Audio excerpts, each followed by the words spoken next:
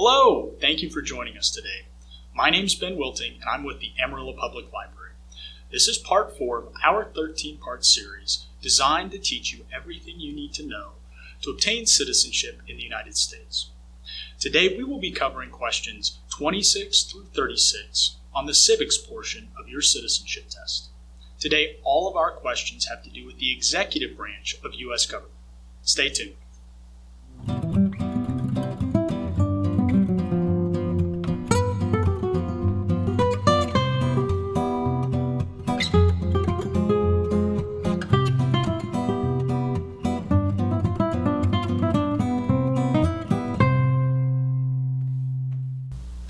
The U.S. President is part of the executive branch of government. Today, we will be discussing who is part of that branch as well as how that branch works.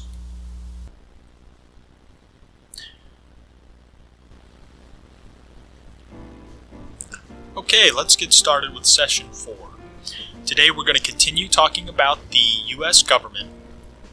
In today's session we're going to be discussing the executive branch. We're going to cover questions 26 through 36, which, once again, if you're just joining us, the list of questions that we're using can be found below in the description. It's on our Amarillo Public Library website. These are the same questions that are provided to you through uscis.gov. The only difference is that we have changed their order so that they're a little easier for us to teach. So, number 26. Who is the commander-in-chief of the military? The president. Number 27. Who signs the bills to become laws? The president. And number 28. Who vetoes bills? The president. So let's break this down a little bit. Let's talk about what this means. The first one, number 26. Who is commander-in-chief of the military? What that means is the president is the head of the military, the armed forces. The president is responsible for executing and enforcing the orders for the military. Now, does that mean that the president has to be a great general? No. Normally in war times, the president will defer to the expertise of the military, whatever generals are in place at the time. But the president does have to make the decisions on exactly when and how the United States deals with military conflicts. 27. Who signs the bills that become laws? We spoke about this a little bit in our last session. The executive branch is responsible for signing the bills that become laws, which means that after the legislative branch writes up these potential laws, the executive branch, or the president, decides whether that law is going to be applied throughout the country. It's going to become official. A bill is just a proposed law. Until the president signs that bill and makes it official, that proposed law is not a real law yet. And who vetoes bills? Again, going back to what we talked about in the last session, the president, if they do not like the bill, they don't want to make it a law, they can choose to veto it. That means they say no thank you, and they send it back to the House of Representatives. To the Congress, the legislative branch.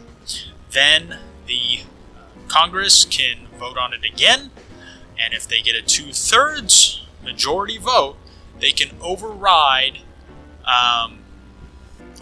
the president's decision to veto. So again, we can see that example of checks and balances, that separation of power. On this next slide, we can see the presidential seal, as well as a little description of the responsibilities of the president that we just talked about. Number 29. We elect a president for how many years? 4. 4 years. This is the third question that you have to know about the length of government official terms. In the last session, we talked about representatives, the longest word, having the shortest term, 2 years. We talked about senators, a smaller word, having the shorter or the longer term of 6 years. And today we're talking about the president, which has a term that falls right in between 2 and 6. The president having a 4-year term. And luckily enough, president is a medium-sized word. So you can think about this as being shortest word, longest term, medium word, right in the middle in terms of length of term, and then the longest word, representative, having the shortest term, 2 years. Number 30. In what month do we vote for president? We vote for president in November. The reason that we vote in November instead of maybe December for the new year or in the summer has to do with our roots as an agricultural country. Farmers had a lot of work to do in the spring planting the crops, a lot of work in the summers tending to crops, and in the early fall they'd have to harvest those crops. In the winter it's snowy and hard to get out, so they decided on November, sort of in between the winter and the fall. It was the least busy time for farmers, apparently. So if you need something to attach this to remember, just try to remember that little story that the best time for a farmer to vote is November. Number 31. If the president can no longer serve, who becomes president? That is the vice president. Now let's think about that for a second. What does it mean if we say the president can no longer serve? It could be that the president has died of some unfortunate event, in which case the vice president would serve as the president. If the president fell ill or something were to happen where they were no longer physically able to do the job, then the vice president would take over. It is also possible for the president to have to step down, to resign, or if the president were to get into some legal troubles, then the vice president would be forced to step up as well. So let's talk about that for just a minute.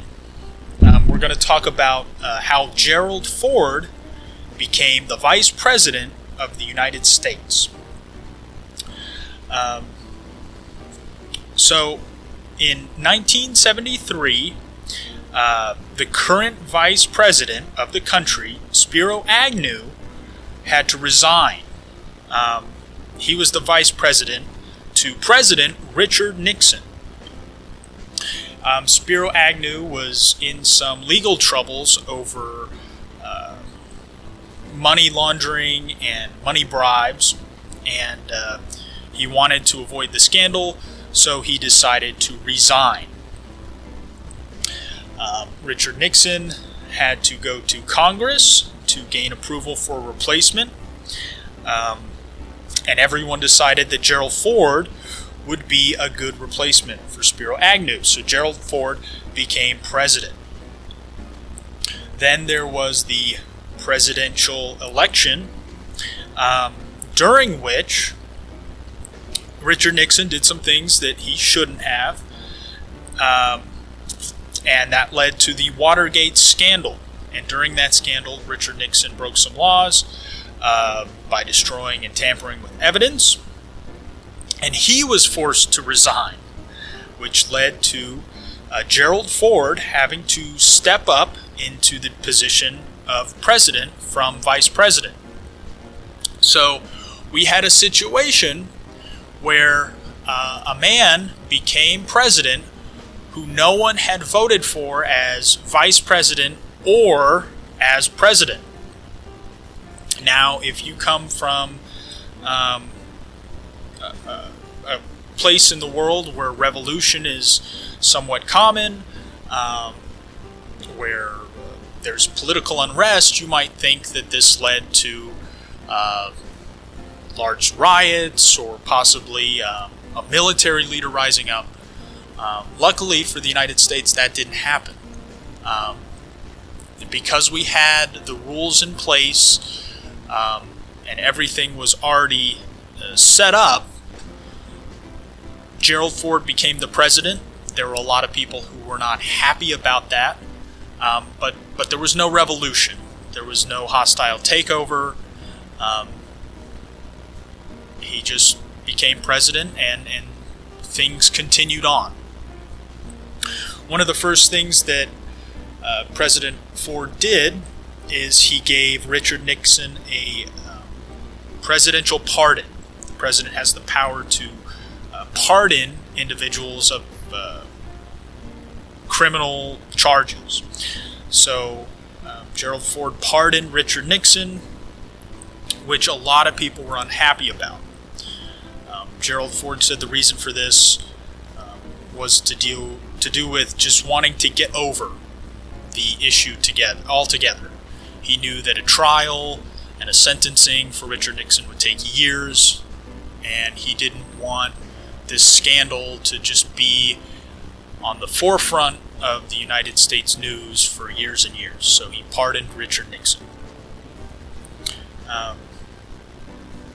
So, just a little bit of back history of how a vice president can take over for a president and how that system works in the United States. It works without violence, without revolution. Number 32.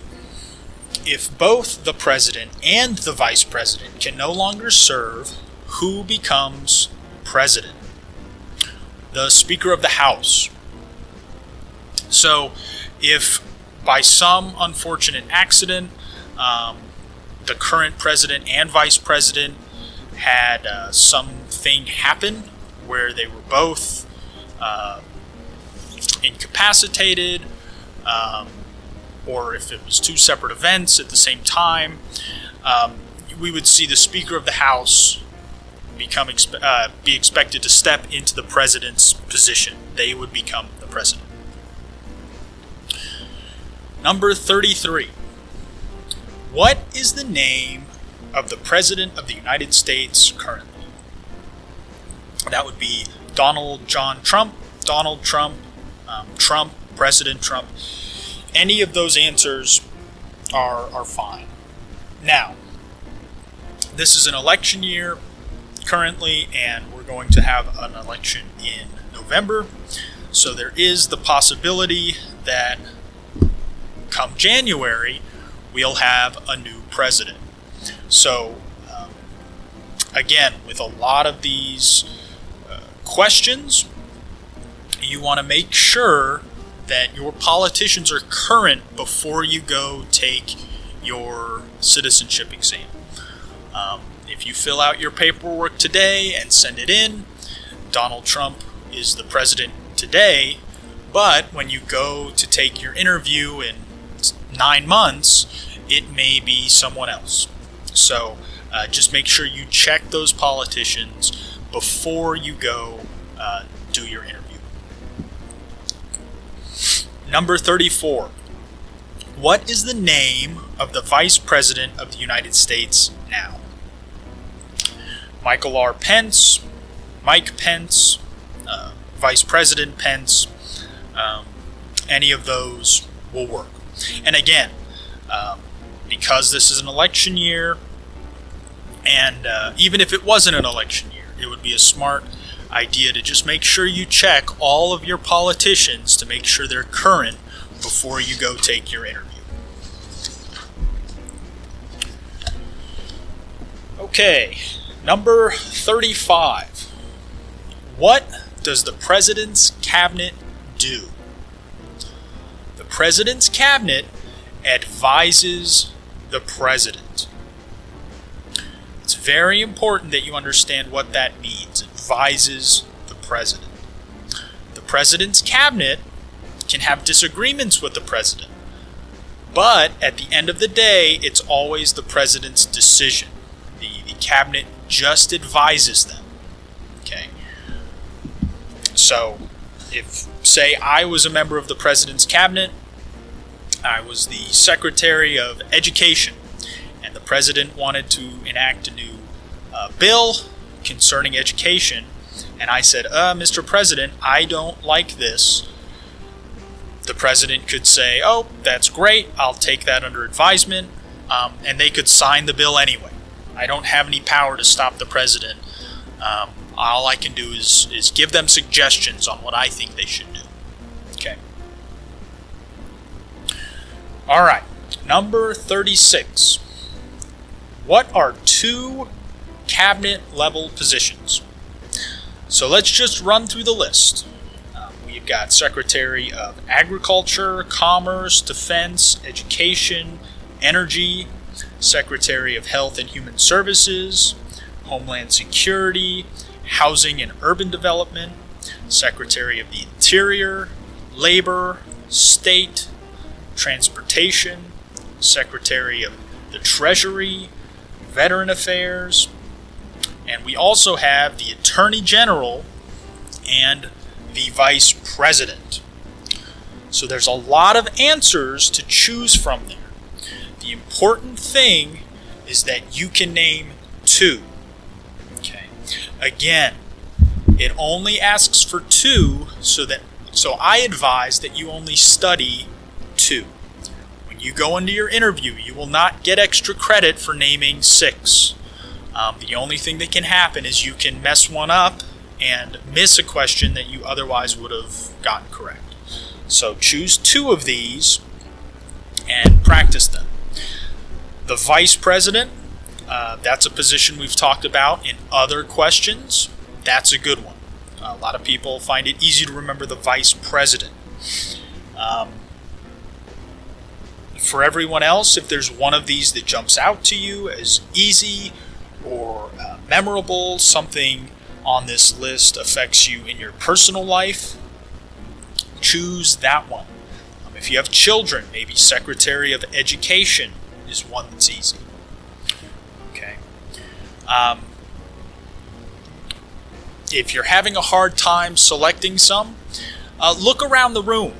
You look up at the ceiling, you've probably got lights on wherever you're at. Or if you're looking at a computer screen, it's running on energy. It's running on electricity. Secretary of Energy. Every time you think of this question, think of the lights being on, your computer being on, and that has to do with the Secretary of Energy.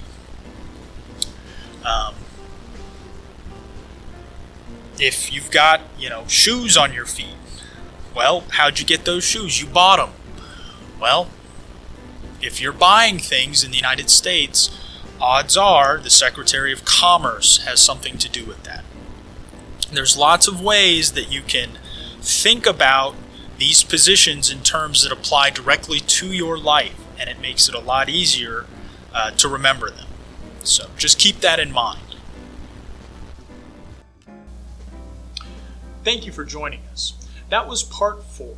Join us next time for part 5, where we cover questions 37 to 46. See you next time.